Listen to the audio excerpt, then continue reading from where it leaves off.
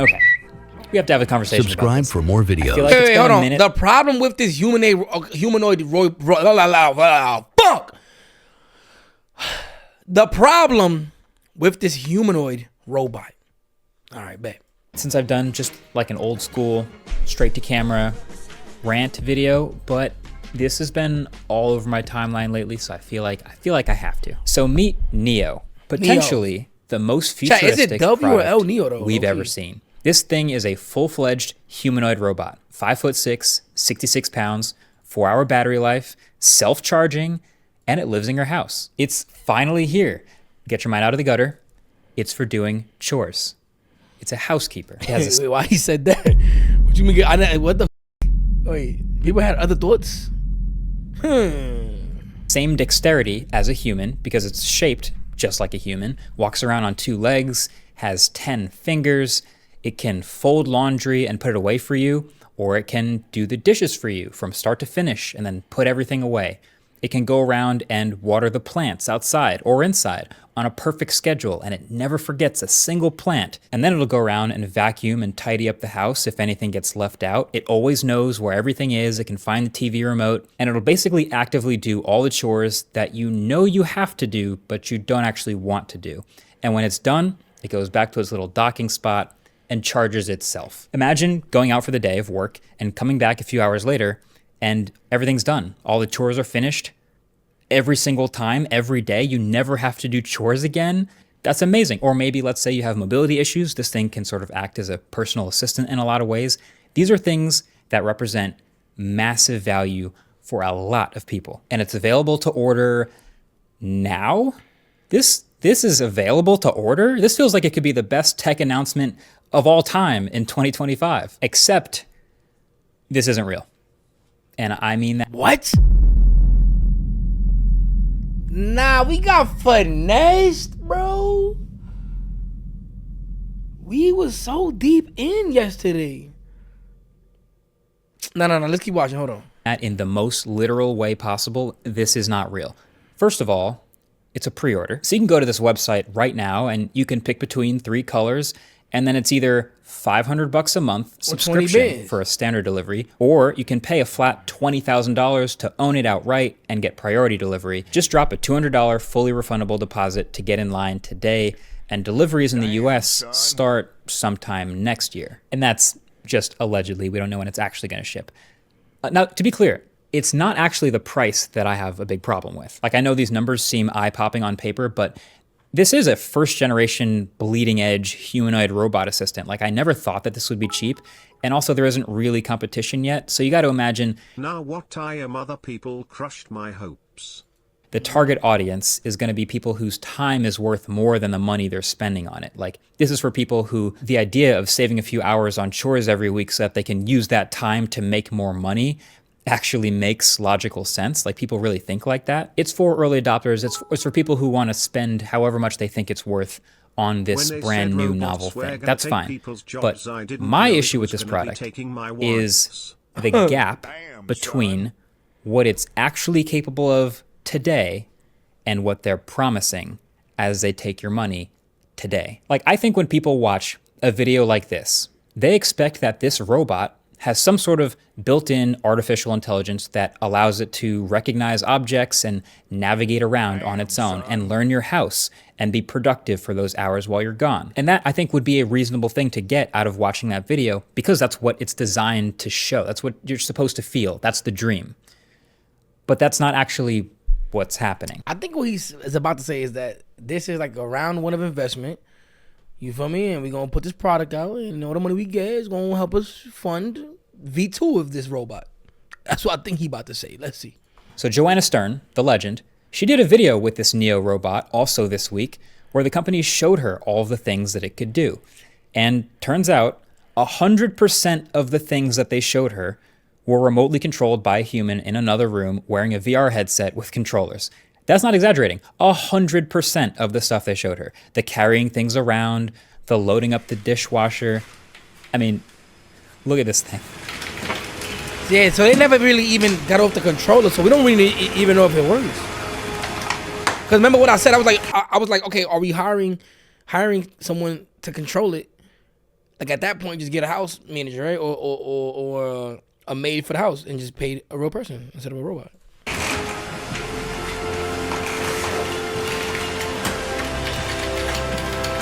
Yeah, all of this is teleoperated. And this was a demo set up by this 1X company. So this is like best case scenario stuff. And I see a lot of people defending this robot online like, oh, no, there's probably other things that it can do autonomously. They just didn't show her yet. Really? You don't think they would show her the best stuff that this could do autonomously to keep selling the dream? If you watch that keynote video back, to their credit, you'll notice that they actually are very careful to label exactly when the robot is doing something autonomously and not teleoperated. And in that whole nearly 10-minute video, there's exactly 2 scenes that have this label. There's the get the door command. Get the door, please. Where the robot walks over to the door because someone's coming up. It grabs the handle, waits for the guest, and then sort of pulls the door open and fumbles backwards a little bit, kind of like a toddler, to let them inside. And then there's the put away the dishes command, where the robot toddles over to the person, recognizes the harmless, not glass, empty cup in its hand, grabs it, and then walks away with it. Cool. No, seriously, that's actually pretty impressive. Even if I could already today unlock the door with my Google Home and a smart lock with just my voice, there is something at least a little bit futuristic about a humanoid robot going to do that. That's part of the dream. It's doing it autonomously. But then that also means that everything else happening in this video and everything else we've ever seen this Neo robot do, we can safely assume is remote controlled. So the gap between what this product can actually do today and what it can maybe hopefully do someday in the ideal future it is massive. They're massively far apart. And so that's really my main issue. There seems to be a bit of a lost art in waiting for a tech product to... Somebody said no more Heine for dishes.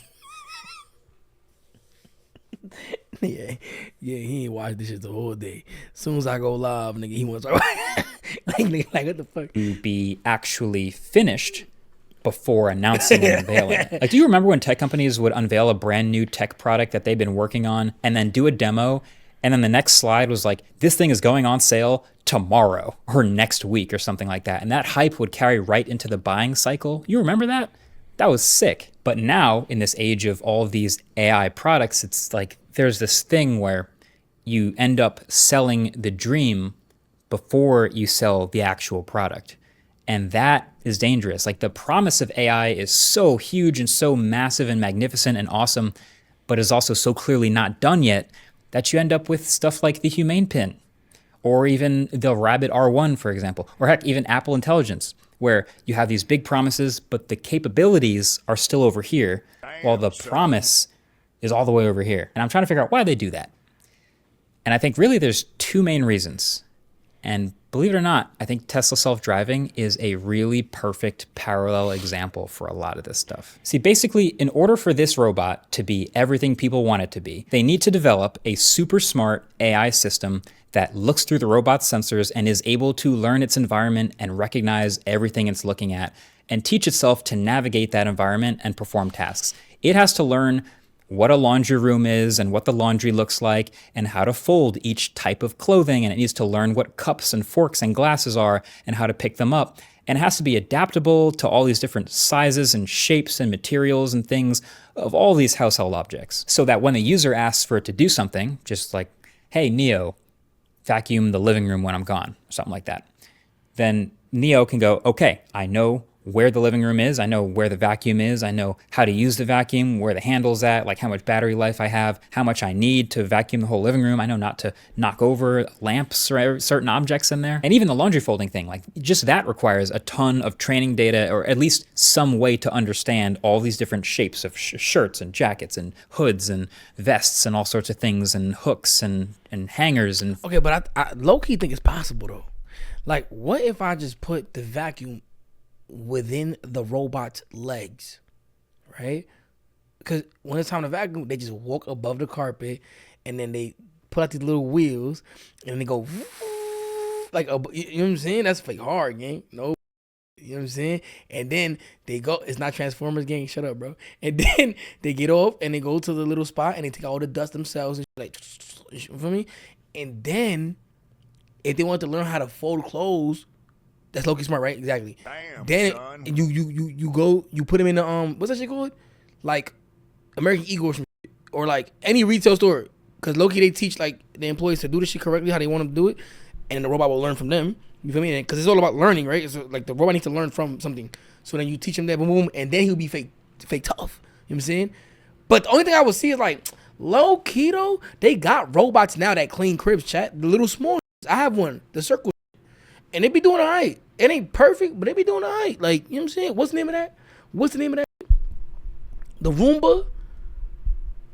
No. Yeah, like they got like decent, like low key. The Roomba be doing all right.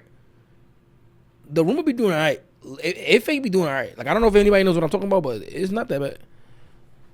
What gets folded? What gets dry cleaned? Hey, bro, the door looks good in your room, and the bodega in the back. You see me, Philly? What's the word on?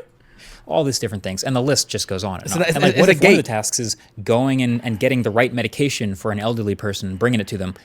That it has to get that right. Like, it needs to identify the correct medication at the right time and the right intervals and bringing it to them. Like, that is one of a ton of household objects that it has to specifically get really good at. Now, in the self-driving car world, no matter what you think of them, Tesla's definitely a leader here, and they've had a pretty clever approach to trying to work on this problem. Because their problem is their robots on wheels need to learn all of these possible variations and ways to navigate situations that could happen on the road and how to get around them. Traffic cones, construction zones, weird lane markings, etc., etc.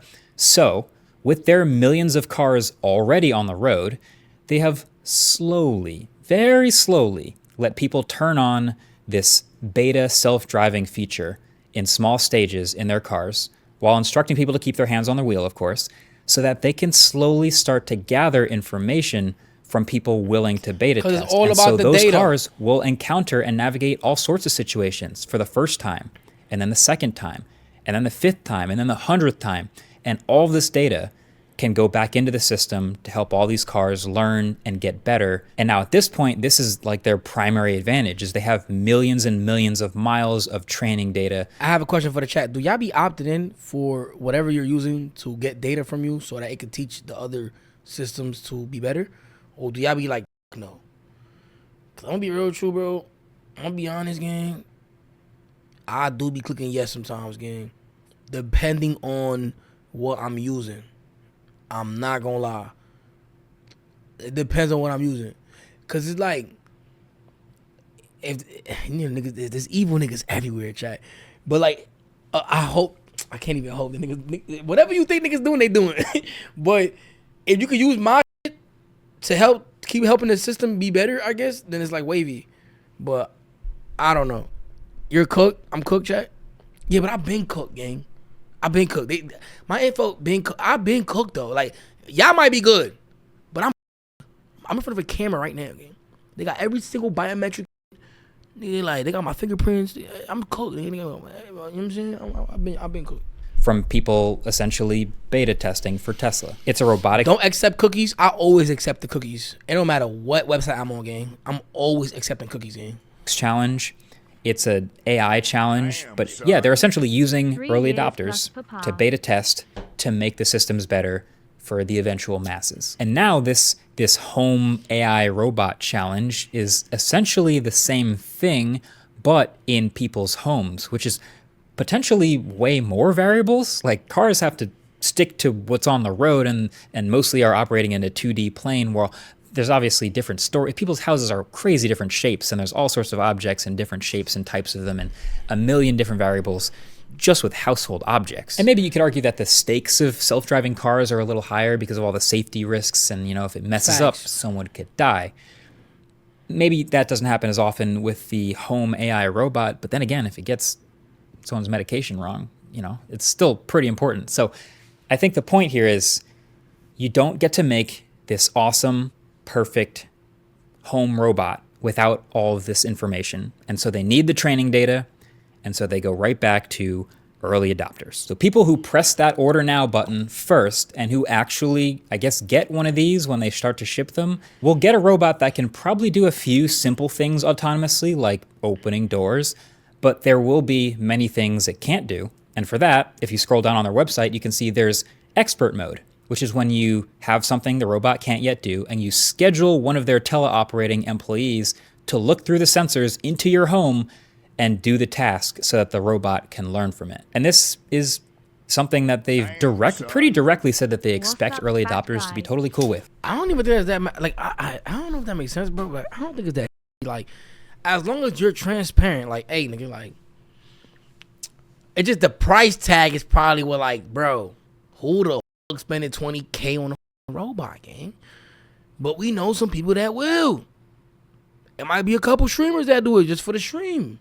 For that, you know what I mean? But on some, like, actually, like, we gonna spend a 20 whatever, or, like, somebody's gonna spend an extra 20. Like, to be fair with you, say Kyle will do it. Aiden bought for it. Like, those people will be contributing to the robot, I guess, getting smarter, I think. But my thing is, in the end, who's actually buying a robot? What's the actual, like, realistic price 6 years from now? Robots fully developed. Well, not fully, but, like, it's usable game. Like, what would that number look like? You know what I'm saying? What would that number look like, Jack? For real. How much? How much money? Like, realistically. 80K? No, they're going for 20 now. Me, fatty? I did miss you. What's the word? How much? 30K? I ain't gonna lie. Honestly, I think it's gonna be like $5,000. Maybe. Yeah, I think like 5,000. I think 5K. Like later on, cause like how do you get?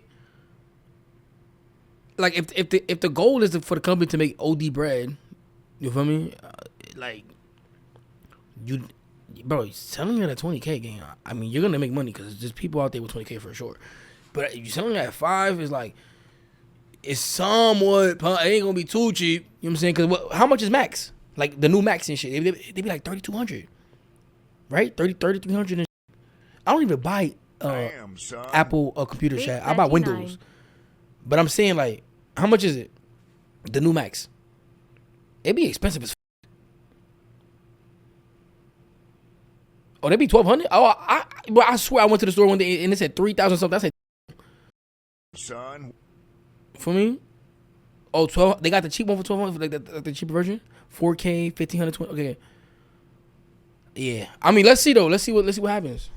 Like, go watch Joanna's video. I'll link it below the like button. She basically grills the CEO about all this stuff, and he's kind of just like, yeah, you know, if you want to be on the bleeding edge of this, like, you know, we'll probably blur faces and maybe let you geo-fence certain areas of your house, but yeah, that'll be one of the things that they allow you to do. So, look, there are certain industries where pre-ordering something that's not finished yet is actually normal behavior. Like, this happens all the time with smartphones now. This happens in video games. It even happens a bit with cars these days, although sometimes that can even go too far. But now with all these AI products coming out now, it's resulted so many more times in this strategy of they feel like they have to announce the product way before it's done. And they end up putting out this thing that is just nowhere near the dream. And that's how you get, you know, we talked about the Humane pin. Doesn't that sound familiar? Like getting announced with such a high potential ceiling and promising that this could maybe be a post-smartphone world type of gadget. But it was just absolutely not good when it came out. And not enough people were willing to beta test something with that miserable of an experience. And then the Rabbit R1, like I said, that's another one. And, you know, they are surviving and they're improving, but absolutely with those early adopters. But a $20,000, 5'6" humanoid that wanders around your house and does chores, like, are there really that many people exactly that's what I'm thinking, like, are willing to spend that amount of money and know that they're going to have to potentially give up some pretty serious privacy and are basically going to be a beta tester for some unknown number of years to hopefully maybe someday achieve that dream? Some of those people are out there, but is there enough of those people? Exactly. I don't know what I'm saying. I they exist, but it's not like a lot of a mass amount. There are obviously a lot of potential downsides to this robot. You know, it's too small and weak to carry anything super heavy. It's also too slow and a bit too clumsy, it looks like, to do anything really serious, and it requires inviting a ton of remote viewable cameras and microphones into your house. And it could also fall over and have a hard time getting up. And also, just like the self-driving car, there are a number of situations where the robot getting enough things wrong could be dangerous. Like even like just the medication stuff that I talked about earlier, or even it just clumsily dropping something made of glass, or any other various potentially dangerous household situation. And also, I'm not even sure it has to be human shaped, but that's another argument for another video. But the upside, clearly, is the dream. Like Rosie the robot from the Jetsons type of dream. A personal assistant that seamlessly goes around your house and quietly does all the stuff that you don't want to do. Yo, and does it. You know what I think? You know what I think they should put it at? And it's like a good like start. If it's not, you know what I'm saying? It's really rich people problem. It's facts. I think they should put this shit in just offices, bro. Like warehouses, like shit, retail stores. Like start it there. You know what I'm saying? Hi Fanum, I was smashing my girl and when I climaxed Oh my inside God, of you her, say my the leg same accidentally every kicked a hole day, in the bro. wall. Yes, I bro. ended up Yeah, shut up, bro. But no. I think it should be in the stores though. I think it should be in the stores or in warehouses or places like. And I need to start it there, because y'all putting this shit in the crib, man. Bro, I don't know, man. Better and faster as time goes on, and does it in quiet hours of the night. The point is, this is the new AI promise problem that we have. It's not just this product in this company. This is, you know, the most visible one on all our timelines right now, but it's like all these AI products are promising the world way, way before they have a product that's ready to actually show anyone and take money for it. And theoretically, this is what we want AI to do, right? It's not just like AI-generated videos and slop and random copyright infringement. Like, we want it to be doing actually useful, productive stuff. That's not the issue. It's just the gap.